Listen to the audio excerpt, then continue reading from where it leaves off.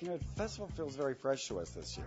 It feels like the independent arena is about to embark on a whole nother chapter in its history. And in that sense, that years ago one looked at a lot of independent work as kind of having an insular quality to it, a kind of almost at its worst navel gazing, where stories were basically about what filmmakers could talk about, which is their own experience, which was limited.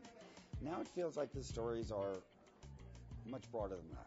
I think we've done a really nice job at evolving the process over the years, from when you and I started to what it is now. We're definitely ethical.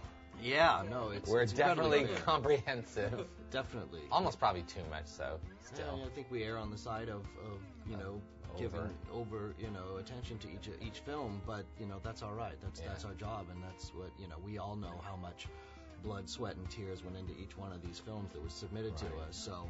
And we don't want to miss one. It seems like even just in the time I've been here, there are more and more and more really high quality films coming out of the American market.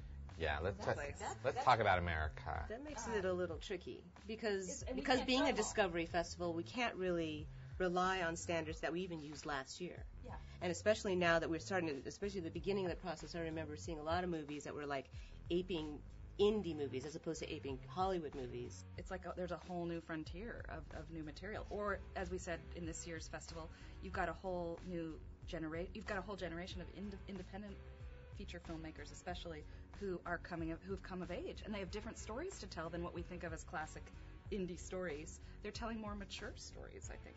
And more global stories, right? The U.S. films are less U.S.-centric than they've been, and they've opened up. We've got all those films with U.S. films in other languages.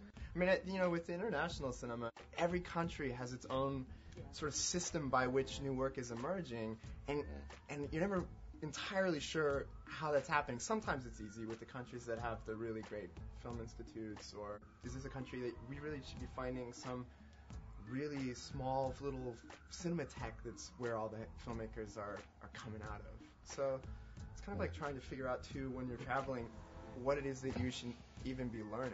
That's what's great about this job for me. Like, watching these movies, I always feel like I get a barometer of our times. Right. And you're really just seeing like a clearinghouse of American films made by, independents, and really what has been on people's minds, not necessarily like that year, but, these films they take about 5 years to make. So it's like kind of like they almost create a moment, but it started about 2, 3, 4, 5 years ago.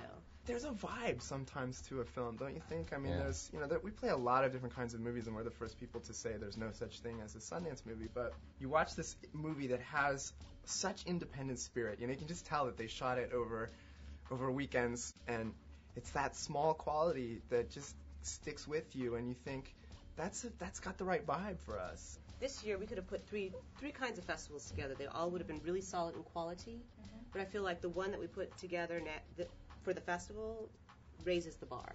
We look forward. We try to say, how does the work that's in this year's festival, what does it tell us about where the independent arena is evolving? Studio filmmaking is still about money.